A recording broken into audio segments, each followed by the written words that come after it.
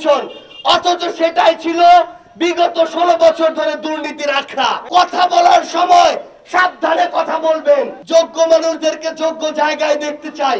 আমরা আপনাদেরকে একটা অনুরোধ করি, যেই খুনি শুধু ক্ষমতায় টিকে থাকার জন্য হাজারের উপর মায়ের বুক খালি করেছে, ভাই বোনদেরকে হত্যা করেছে, ওই খুনির বিচার এই বাংলাদেশে হওয়া উচিত কিনা?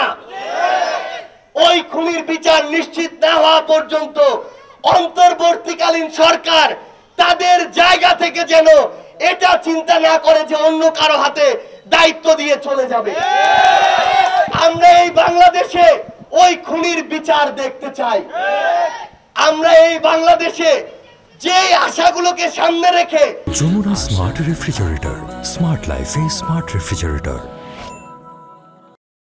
এত তরুণ প্রজন্ম রক্ত দিল, সেই সিস্টেমগুলোর আমরা সংস্কার দেখতে চাই।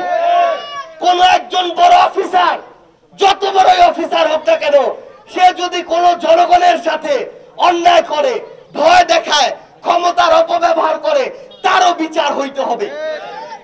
আমরা বাংলাদেশে দেখেছি বড় বড় অফিস আছে, নাম দুর্নীতি দমন কমিশন, অথচ সেটাই ছিল বিগত 16 বছর ধরে দুর্নীতির আখড়া। ওটাকে ব্যবহার করে রাজনৈতিক ফায়দা নেওয়া হয়েছে। আমরা বিগত 16 বছরের রাজনৈতিক কালচার দেখেছি।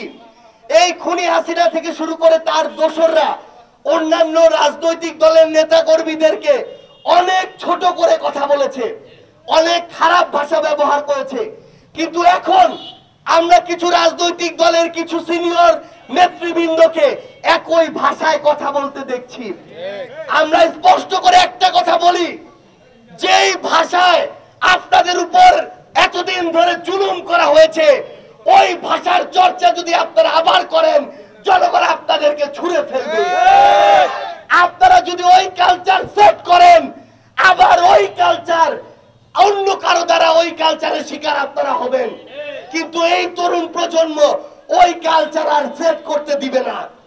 এই জন্য কথা বলার সময় সাবধানে কথা বলবেন। আপনার ভাষা ঠিক করবে আপনি আমার মুরব্বী কিনা, আপনি আমার থেকে শ্রদ্ধা বা সম্মান পাবেন কিনা। আমরা অনুরোধ করি, আগামীর বাংলাদেশে আমরা একটা পারস্পরিক শ্রদ্ধার সম্পর্কের সুন্দর বাংলাদেশ দেখতে চাই।